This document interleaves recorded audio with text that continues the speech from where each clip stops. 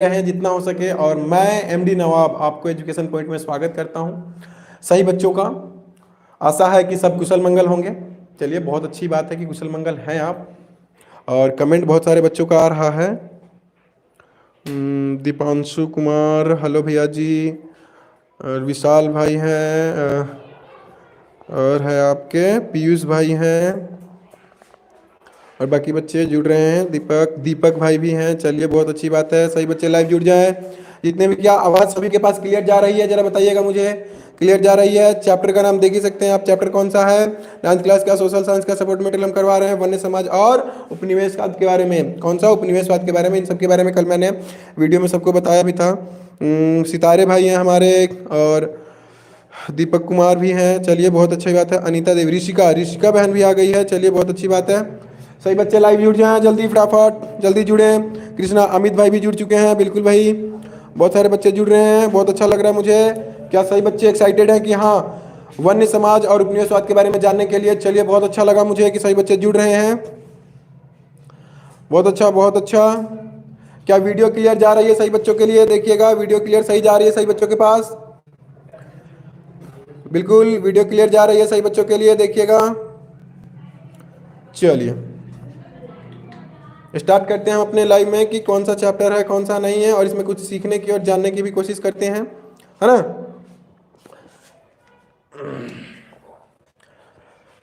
आते हैं हम अपने चैप्टर पे, वन्य समाज और उपनिवेशवाद पे। 9th क्लास का सबसे महत्वपूर्ण सवाल, वन्य समाज और उपनिवेशवाद। क्या सही बच्चों को ये क्लियर दिख रहा है? सही बच्चे मुझे कमेंट में बताएं कि हाँ भैया, मुझे साफ दिखाई दे रहा है। मैं थोड़ा सा जूम कर करके, और थोड़ा पहले अध्याय के बारे में, चैप्टर के बारे में थोड़ा सा बात करेंगे। उसके बाद मैंने कल बताया था कि हम पढ़ेंगे किसके? वन्य समाज। वन्य समाज, समाज का क्या अर्थ है पता ही आप लोगों को? वन्य का मतलब क्या होता है? जंगल होता है। क्या होता है? जंगल होता है। जंगल। समाज जो हम, जिसमें हम रहते हैं। उपनिवेशवाद, उपनिवेशवाद का अर्थ क्या होता है आपको पता ही होना चाहिए। जब हमारे किसी देश पे, उपनिवेशवाद का अर्थ होता है किसी देश पर, किसी देश पर दूसरा देश कब्जा कर लेना या हावी हो जाना। हावी हो जाना मैं अच्छा बेटर समझूंगा। हावी हो जाना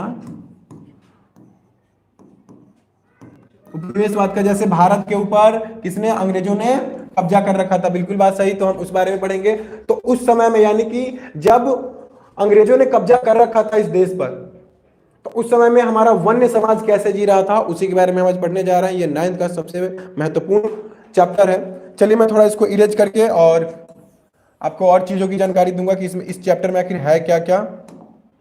बहुत सारे बच्चे जुड़ रहे हैं, मैं अभी थोड़ा कमेंट पढ़ूंगा, कम से कम सही बच्चों को समझा दूं कि ये चैप्टर क्या है। ये सवाल तो हम बाद में करेंगे, लेकिन ये जो महत्वपूर्ण जो बातें हैं इसमें, यानी सही बच्चों को एकदम क्लियर दिख रहा होगा। आप देखिएगा, एकदम क्लियर, बिल्कुल क्लियर दिख रहा होगा सही बच्चों को, बिल्कुल क्लियर दिखने के लिए। चलिए, बहुत सारे बच्चे और भी जुड़े हैं। बहुत अच्छा, बहुत अच्छा, बहुत अच्छा, बहुत अच्छा लगा, बहुत अच्छा लगा। किसी देश पर दूसरा, हाँ, साकिब भाई भी जुड़ चुके हैं हमारे। साकिब भाई भी आ गए हुए हैं। चलिए, बहुत अच्छा लगा। विशाल भाई भी जुड़ चुके हैं। पीयूष भाई तो है ही हैं, बहुत अच्छा लगा। प्रिंस भाई भी है ही है। चलिए चलिए, हम जानते हैं। तो सबसे पहले हम जानते हैं कि वन्य के बारे में। वन्य का मतलब वनो, यानी जंगलों के बारे में, वनों से प्राप्त होने वाली वस्तुएं और वनों के लाभ। तो जंगल से हमें जो प्राप्त होती हैं, यानी प्राप्त होती हैं, क्या क्या प्राप्त होती हैं, और उनके लाभ, उनके लाभ क्या क्या है। चलिए, इसके बारे में भी जानेंगे कि उनके लाभ क्या क्या होते हैं। बिल्कुल सही, उनके लाभ क्या क्या होते हैं। चलिए, बहुत अच्छी बात है। तो सबसे पहले हम जानते हैं इमारती लकड़ी। इमारती लकड़ी, इमारती लकड़ी का मतलब क्या होता है? दुर्लभ, दुर्लभ पेड़ पौधे जिनसे हम दवाइयों का निर्माण करते हैं। दूसरी चीज घास, यानी पहले नंबर पे ये, दूसरे नंबर पे ये, तीसरे नंबर पे मसाले। और आपको बता दूं तो भारत में सबसे महत्वपूर्ण और सबसे अच्छे मसालों का उत्पादन किया जाता है। तीसरी मसाले हैं। चौथा है शहद, शहद, शहद जो मधुमक्खियों से मिलता है। और अगला है चाय, गोंद और कॉफी भी मिलता है। कहां से मिलता है हमें? जंगलों से मिलता है। कहां से मिलता है हमें? जंगलों से मिलता है। बिल्कुल सही, जंगलों से हमें इन चीजों को प्राप्त करते हैं। चलिए अगला है जड़ी बूटी। भारत की संस्कृति क्या है? जड़ी बूटी पर निर्भर रहना, है ना। जड़ी बूटियां हमारे भारत में मौजूद पाई जाती है। फल एवं फूल, यानी ये आपका आ जाता है चौथे नंबर पे, ये पांचवें नंबर पे और ये छठे नंबर पे। याद रखिएगा इन सब चीजों को नंबर वाइज, जब आप इसको याद कर लीजिएगा तो सही बच्चों के लिए बहुत ज्यादा फायदेमंद होगा। फल और फूल, कागज भी मिलता है, बिल्कुल सही। किससे मिलता है? तो पेड़ से मिलता है। किससे मिलता है? पेड़ से मिलता है, पेड़ से। उसके बाद डाई भी मिलता है। क्या मिलता है? डाई भी मिलता है हमारे, यानी ये है वनों से प्राप्त हुए वस्तुएं भी और उनके लाभ भी। बिल्कुल सही, बिल्कुल सही, बहुत अच्छे बच्चे हैं। इसको स्क्रीनशॉट आप ले सकते हैं, बिल्कुल सही। ये एक एक नंबर का नहीं, कम से कम 5 नंबर या 4 नंबर में आने वाली महत्वपूर्ण सवाल है। इस चीज को याद रखें सही बच्चे। क्लियर दिख रहा है? बिल्कुल बिल्कुल क्लियर दिख रहा है सही बच्चों को। चलिए इसके ऊपर बढ़ाते हैं हम। क्या आगे आगे इस अगला हेडिंग क्या कहता है? अब देखिएगा आगे सही बच्चों के लिए थोड़ा और जूमिंग कर देता हूं कि सही बच्चों को बिल्कुल क्लियर दिखाई दे। चलिए एकदम क्लियर दिख रहा है सही बच्चे? हाँ में जवाब दे। एकदम क्लियर, बिल्कुल सही, क्लियर दिख रहा है आप लोगों को?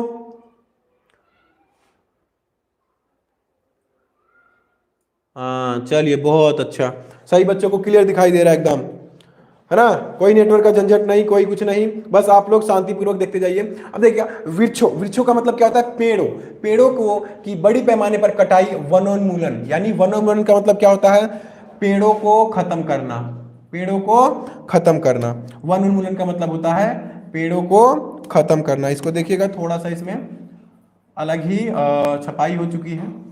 वनोन्मूलन का मतलब क्या होता है? उन्मूलन का मतलब क्या होता है? चलिए ये कमेंट में मुझे बताएंगे बच्चे, उन्मूलन का मतलब क्या होता है? उन्मूलन का क्या अर्थ होता है? चलिए, वनों का विनाश कहलाता है, पेड़ों की कटाई को ही क्या कहते हैं? वनों का विनाश कहते हैं। आगे देखिएगा, बहुत ही महत्वपूर्ण सवाल। 1700 ईस्वी से 1995 के बीच करीब कितने? 139 लाख वर्ग किलोमीटर जंगल, यानी दुनिया के कुल क्षेत्रफल का 9.3% भाग विभिन्न उद्योगों की वजह से, क्या चीज? विभिन्न उपयोगों की वजह से क्या किया गया? साफ कर दिया गया। यानी जंगल जिसे हम क्या कहते हैं? एक सांस का जरिया कहते हैं, जो मनुष्य लेता है उसको क्या किया गया? यहां पे काट दिया गया और उसको साफ कर दिया गया। कब से कब तक? 1700 से लेकर के 1995 तक। कितने लाख वर्ग किलोमीटर? एक नंबर का सवाल आ सकता है, ये सवाल पूछ करके 1700 से लेकर के 1995 के बीच में कितने लाख किलोमीटर पेड़ों को यानी जंगलों को साफ किया गया? तो 139 लाख, चलिए सॉरी, 139 लाख वर्ग किलोमीटर को क्या किया गया? साफ किया गया। और दुनिया के कुल क्षेत्रफल में कितना, ये भी पूछ सकता है, तो ये 9.3% पेड़ों को काट दिया गया। अब हम जानते हैं कि वनोन्मूलन के कारण, उन्मूलन का मतलब होता है खात्मा, क्या होता है? खात्मा होता है। बिल्कुल सही, बच्चों ने बहुत अच्छा अच्छा जवाब दिया है। सही बच्चे जुड़े हुए हैं, बहुत अच्छा लगा मुझे। बिल्कुल सही, बिल्कुल सही, सही बच्चे बिल्कुल अच्छी तरीके से कर रहे हैं, बहुत अच्छा लगा मुझे।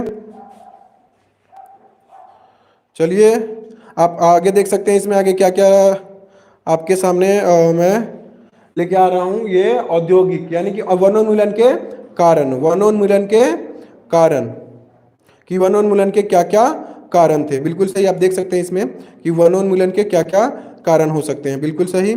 अब उन कारणों की हम जांच पड़ताल करेंगे कि वनोन्मूलन के क्या कारण थे। उन्मूलन का मतलब सबको पता चलेगा कि खात्मा होता है। बिल्कुल सही। चलिए थोड़ा सा मैं इसको इरेज कर देता हूं। सही बच्चों को क्लियर दिख रहा होगा? बिल्कुल क्लियर। चलिए, औद्योगिक इस्तेमाल करने के लिए, बिल्कुल बात सही है। पेड़ों को क्या खात्मा कैसे हुआ? तो उन्मूलन कैसे हुआ? तो सबसे पहला औद्योगिक इस्तेमाल करने से खत्म हुआ। खेती बाड़ी करने के लिए साफ किया गया जंगल। चारागाहों के लिए, यानी जंगलों को साफ करके उसको चारागाह बना दिया गया। ईंधन, ईंधन का मतलब जलाने के लिए लकड़ी के कारण, हाँ, यानी ईंधन की लकड़ी के लिए, तो जलाने के लिए जो लकड़ी होती है उसके लिए क्या किया गया? जंगलों को साफ किया गया। कितनी प्रतिशत जंगल को साफ किया गया? 9.3% जंगलों को साफ कर दिया गया। बताइए क्या ये जरूरी था? आगे चलिए ऊपर देखते हैं अगर आपके लिए इसमें से कुछ हो। इस चलिए चलिए चलिए, कोई नहीं कोई नहीं, अगले पेज पे हम आते हैं कि आगे का पेज क्या कह रहा है। आगे का पेज देखिएगा सही बच्चों, थोड़ा जूम कर देता हूं मैं। चलिए बिल्कुल सही, बिल्कुल क्लियर करके दिखाऊंगा सही बच्चों को, और बने रहे वीडियो में कि आपके लिए सबसे ज्यादा फायदेमंद रहेगा। चलिए बिल्कुल क्लियर आएगा। क्या क्लियर आ रहा है सही बच्चों के पास? देखिएगा, क्षण भर की दिक्कत होती है कि क्योंकि कभी कभी ऐसा होता है कि नेटवर्क में भारी गिरावट के कारण आपके पास भी नहीं पहुंच पाता है। और मैं चाहूंगा कि सही बच्चे गौर से और बिल्कुल तरीका पूर्ण से देखें इसको। हाँ, इसमें कह रहा है कि औपनिवेशिक शासन के दौरान वनोन्मूलन के क्या कारण थे। तो आपको मैंने पहले ही बता दिया है कि औपनिवेशिक शासक किसे कहते हैं। उसके दौरान यानी उस समय में जंगल के खात्मे के क्या कारण थे, जंगल क्यों खत्म हो रहे थे। वीडियो क्लियर जा रही है सही बच्चों के पास? ऐसा लग रहा है कि सही बच्चे देख करके उत्सुक हो रहे हैं। क्या क्लियर जा रही है वीडियो? वीडियो सही जा रही है या नहीं जा रही है, बताएं मुझे। सबको बिल्कुल क्लियर दिख रहा है? जवाब दे मुझे। यस भैया, यस सर, यस सर, बहुत अच्छा, वीडियो क्लियर सबको आ जा रही है। ये सारे सवाल करके लाना है, बिल्कुल सही। चलिए, तो उपनिवेशिक शासन यानी कि अंग्रेजों के शासन के समय जंगल के खत्म होने के क्या क्या कारण थे। तो पहला, ईंधन के लिए लकड़ियां लाना था, बिल्कुल वैसे सही।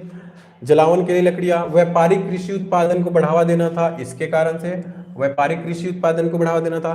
खेती योग्य खाद्यान्न, कुछ बच्चे खाद्यान्न का अलग चीज सोच लेते हैं, इसका मतलब होता है खाने पीने की वस्तु का उत्पादन करना, खाने पीने की वस्तु का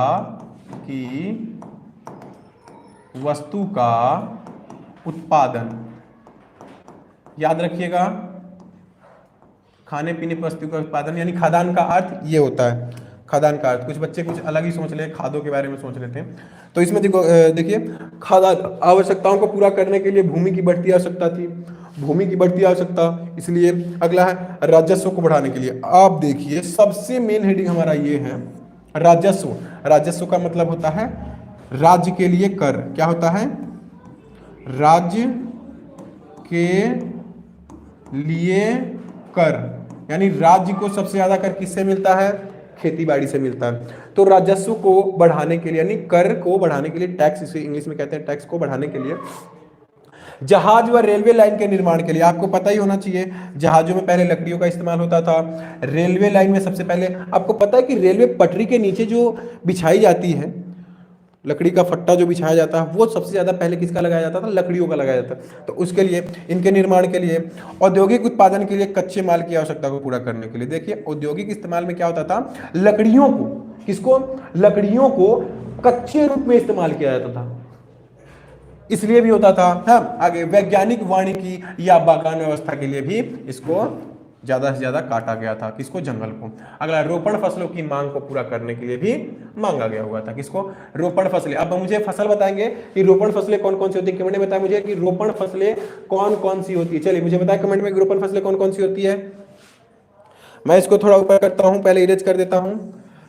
सभी बच्चे इसका स्क्रीनशॉट ले लें और सवाल ऐसे बनाए कि औपनिवेशिक शासन के दौरान वनोन्मूलन के क्या क्या कारण थे। बिल्कुल, ये तो हेडिंग ही प्रकार से सवाल बन के आ जाता है, ये हेडिंग एक प्रकार से क्या बन के आ जाता है? सवाल बन के आ जाता है। स्क्रीनशॉट लेने के बाद आप लोग अच्छी तरीके से कर सकते हैं।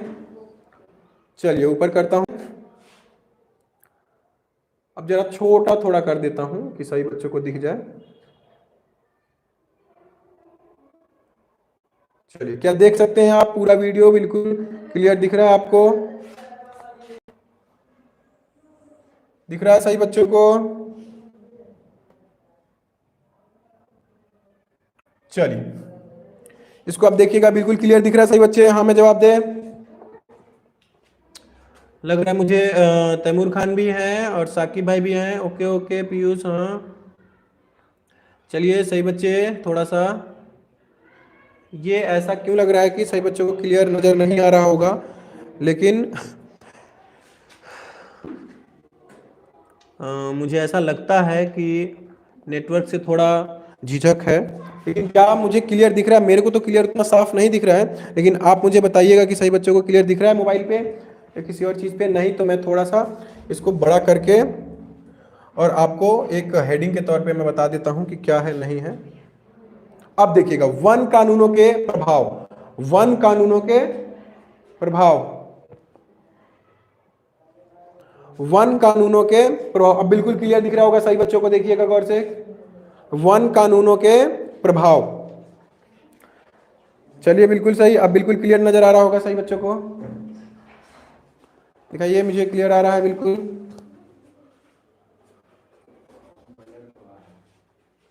चलिए थोड़ा नेटवर्क प्रॉब्लम है तो मैं इसको समझा ही देता हूँ क्या क्या है नहीं है, कोई नहीं।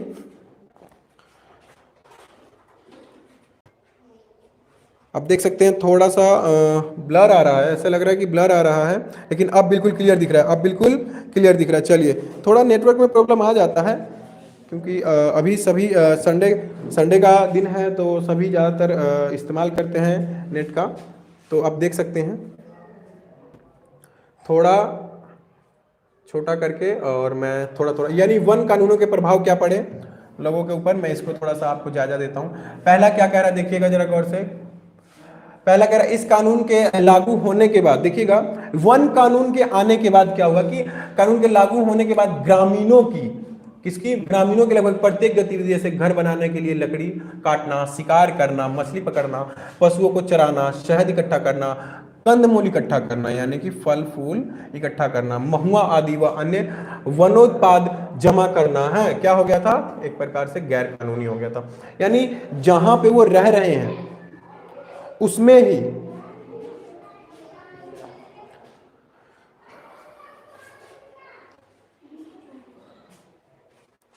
ओहो बिल्कुल ब्लर आ रहा है बच्चों के लिए, कोई नहीं कोई नहीं, थोड़ा ठीक हो जाएगा, बने रहें बने रहें बने रहें, नेटवर्क की दिक्कत है, सब क्लियर हो जाएगा बस चंद समय में। ऐसे लग रहा है कि आज संडे के दिन के कारण कुछ कुछ ज़्यादा ही ब्लर दिखने लग जाता है बच्चों को। बच्चे कमेंट भी कर रहे हैं। कौन है मकर गंडी प्रिंस भाई, चलिए रितन बहन भी आ गई हुई है। और भैया धुंधला आ रहा है, धुंधला, थोड़ा नेटवर्क का प्रॉब्लम है भाई, याद रखिए थोड़ा नेटवर्क का प्रॉब्लम है, एकदम क्लियर हो जाएगा जस्ट थोड़ी देर में, थोड़ा नेटवर्क का प्रॉब्लम है, हो सकता है थोड़ा सा बस नेटवर्क का प्रॉब्लम है, आ जाएगा आ जाएगा।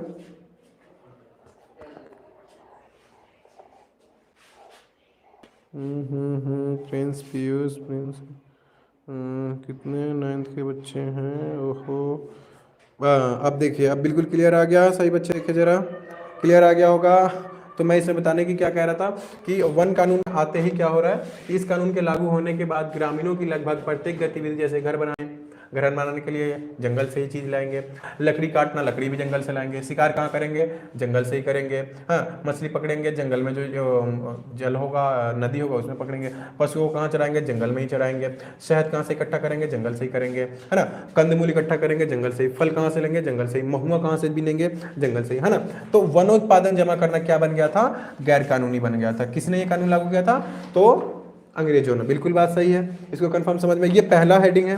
अब चलिए दूसरे हेडिंग की बात हम करते हैं कि दूसरा हेडिंग क्या कह रहा है। दूसरा हेडिंग कह रहा है इसमें देखिएगा, इसको थोड़ा सा और बड़ा कर देता हूं कि बच्चे ब्लर ज्यादा आ रहा है, ब्लर देख सकते हैं आप, अब ब्लर नहीं आएगा सही बच्चे, बहुत सारे बच्चे हमसे बिल्कुल सही, बहुत अच्छा, चलिए बिल्कुल क्लियर आ रहा है सही बच्चों के पास।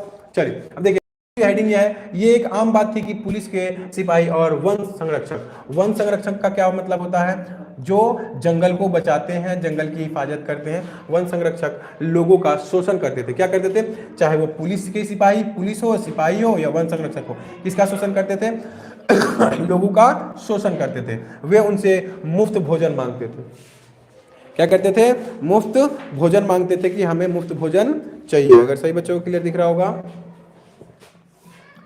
मुफ्त भोजन मांगते होंगे।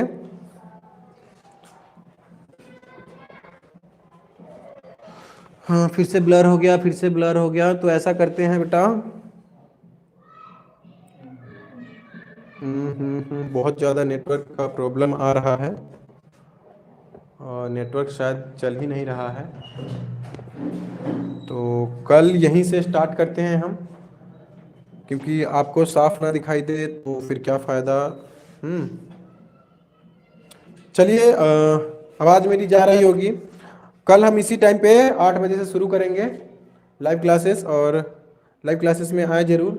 ओके, आज की क्लास समाप्त करते हैं क्योंकि नेटवर्क का बहुत ज़्यादा इशू हो रहा है। Okay, good luck.